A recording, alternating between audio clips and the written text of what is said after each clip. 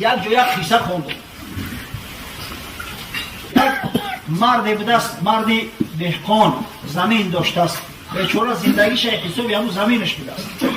یک روز زمینش شدگار میکرد با یون و سپار، نخواست از زیر زمین یک کوزه یافت. کوزه درونش خالی بود، خود کوزه طلایی، متریالش طلایی، با جا جا سنگای قیمتبها بریلیانت قطع گلکاری شدگی یافت.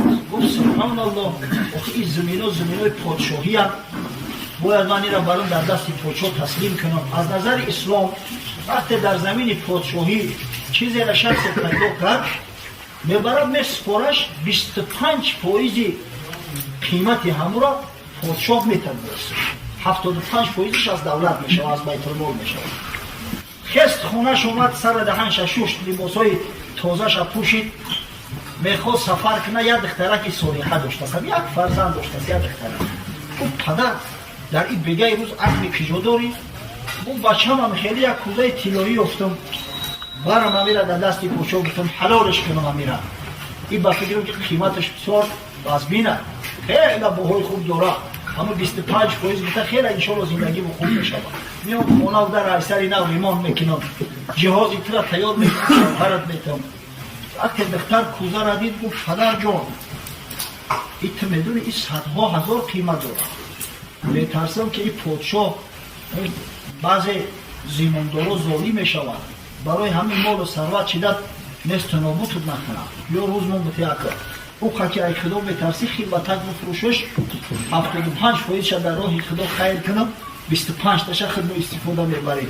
لیکن نه برکی میترسم در یگان بلا گرفتار رو بگیرم. هیگو بچم من تا حالی را با آبیله کفی دستی خودم تا آن خوردم، میبرم حلالش میکنم، هیچی باکی ندارم. نخواه من اورا 100,000 قیمت داشته باشه، 75,000 برام بتون شنو ولی هم بولی دوال میباشم. گرفت کوزه را در یک خلطه انداخت، آورد به شهر، پیش پادشاه در آورد. وقتی کوزه را ماند، پادشاه زرگرا را دعوت کرد، یوویلیرا را نرخ نواش کردن، گفتن این 1000 دینار قیمت داره، 1,000,000. پادشاه حساب کرد، گفت این 1,000,000 که باشه، این پوچه کرده را مگر هم 150,000 دینار بتیم نمیشه یا بلو کنیم این خلاص بکرد، این دستکش مفت بگیریمش. یک وزیر ظالمی بدبخت داشته است. عادتا سرورا رقمای یکم همیشه در همه عصر زمان عادی شوند، اما هم کثافت وزیرا گمراهشون میکنند. اما فرعون هم ببینه وزیرش گمراهش کرد، نمرود هم اگر تاریخ هم ببینه وزیرش گمراهش کرده است. اگر وزیر صالح و ترس باشه، انشاءالله ملک و بزرگ میشه، مصلحتای خوب میده. میکنه ظالم باشه وای به حال اهل امت. این وزیری بدبخت میگه که بگوش که دسته کوزه را کجا کرده است؟ کوزه به دسته دسته کوزه را بگیره بیاره، مایلش بگویرم 150,000 میتونم دستش اول بیار. و پادشاه سخت گرفتی مرده که تو دسته را کجا کردی؟ میگه دستش بیار، من 150,000 دینار میتونم. گفت حضرت آخی وقتی این را من پیدا کردم دسته نداشت. گفت چرا تصیام میکنی؟ کوزه به دسته نشده، آدم به دست نمیشه و کوزه به دست نمیشه، بچه خیلی را میبردونه نباشه. هر قدر بیچاره زوره و التجا کرد، این ظالم گفت قبول نکرد. گفت بخی گم شو که گفت در زندان نپرتونه. بعد این مش در سر زد، خاک در سر، کاش که گفت هم دخترک با میگرفتم، رق سیاه، کاش که هم گفت دخترک با میگرفتم. بعد پادشاه پیشبری کرد که دخترک چی گفت؟ گفت که دخترم گفت که همه پادشاه های وقتا بسیار ظالم و خونخوارن، میترسم در یگان بلا گرفتارت نکنم. دخترم گفت که هم کوزه را بر بفروش، 75% فی سبیل الله خیر کنه، 25 تا دیگه شدی حلال میشه. گفت دختری هم خیلی عاقله های، گفت بله تعلیم دیده های خوندگی های. پادشاه هم زنگیر بوده است، نگه همین زنگیر اصلی دیگونه های. گفت دختر تبگو که اگر دانشمند عاقله باشه بیاید نزد من، بیا همراه، نه شو بیایم نه روز، نه سواره بیایم نه پیاده، نه شو بیایم نه روز، نه سواره بیایم نه پیاده. این بیچاره دیگه مطمئن بود، من دهقانی بیچاره آمد پیش باید دخترش گفت بچه‌ام این روم سیاه گفت که من خودم یک احمق‌ترم در بلا گرفتم. پرسید چی گفت که اصلا تری فرمان شده است. حالا بفهمم این شب و وقتی که شب نباشه و روز نباشه که اویا میتونه آدم یا سواره نه سواره بروام نه پیاده. دختر گفت پروا نکن. رفتیم آمدم همین عین نماز شام یا تکه داشتیم. دختر ایبولای تکه اومد شوخوی تکه را کپیدگی و پاش را گشتیست.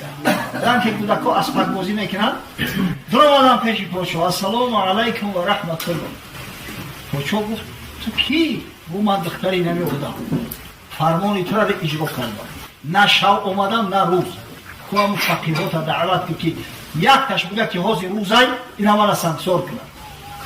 دعوت که یک تش بگه که شب شده است همون نه شب و نه روزش نمی ساعته نه سوارم نه پیاده در بلای تکه و پای خود رو اومده است. چون این بسیار زیرک بسیار دانشمند باز میگم که زن صالحه زن زیرک زن سالمه به همه لازمه. همه هر پوچوی در تاریخ گذشته است قسم به خدا تاریخ یا ورق بگردونه زنای صالحه به هم درجه رسونده شد. همین تیمور امیر تیمور کورگانی نیمی دنیا را گرفته بود. در زمان تیمور از تیمور پوچوی زودتر در تمام دنیا نبود. یک زن داشت با نام آیخونین آنم آیخونین به همین درجه را رسونده. شاه جهانگیر شاه هندوستان یک زن داشت با نام تاج محل آنم تاج محل به همین درجه و منزلت رسونده است. یک پادشاه بود در بنی عباس بزرگترین پادشاه آل عباس حساب میکنه هارون الرشید. هارون الرشید از زنش سیده زبیده به همین درجه و منزلت رسونده است.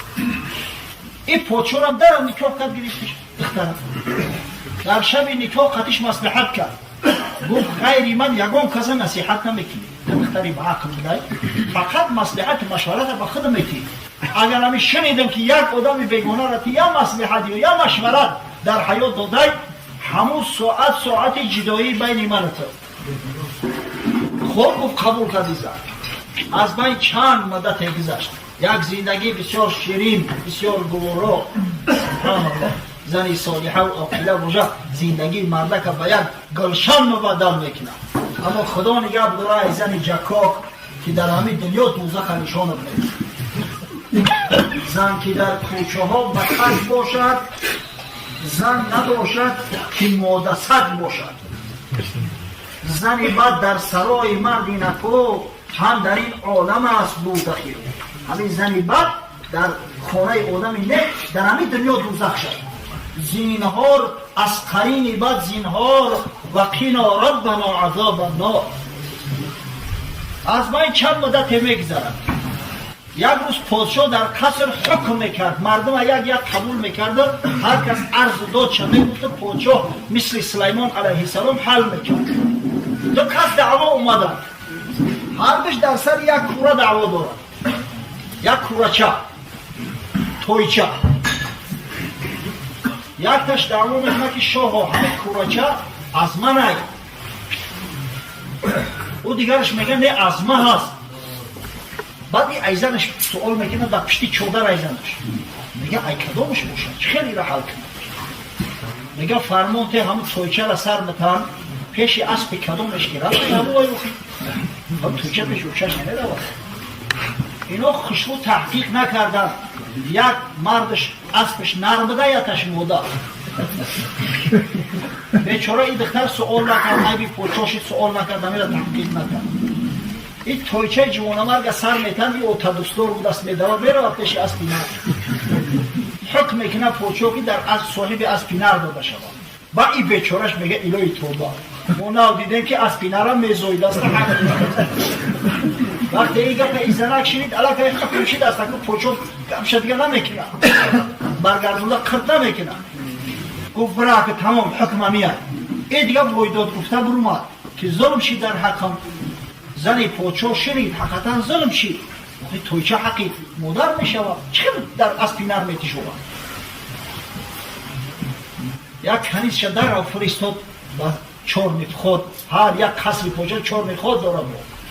گفت بگی بیارش آوردنش ای پشت چوندر گفت که اگه کورشید ای بیمان برش گفت اگر گفت پادشاه فلان موضع شکار می رود برای در بالای بیابان تو را پرت و توری وحیری را آمد سوالت کرد چیکار میکنی بگو ماهی میگیرم بگه جوانمرد تو کوری تو دیوانه ای در بالای قند بیابان ماهی میگیری بگو در ملکی که اسبی نر تویچه میزویا هیچ جای تعجب نیست که همه خطاش هم میفهمه خودش انشالله حق داره این مرده که ما میکوره کرد پاچو را بسیار پاچوی زیرک جوانمرد تو بیا اینا پول اسب اینا یا اسب میتوند میتون تویچه می فقط بگو که این مصلحت کی دو اگر نگفتی قسم به خدا میکشم جان شیرین این ایزمه نشیشت خدا جان شما از کنم گفت زنی تو مصلحت هم